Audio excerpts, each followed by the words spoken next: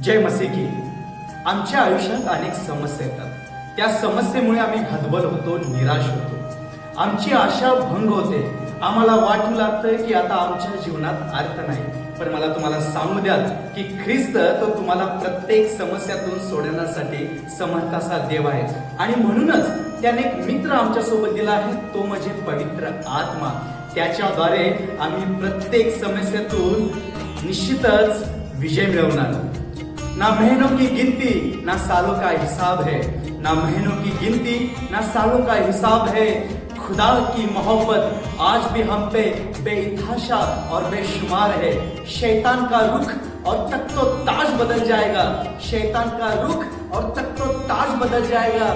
जब रूह है पाक खुदावन की मेरे साथ, तो सहरा में भी एक राह बन जाएगा.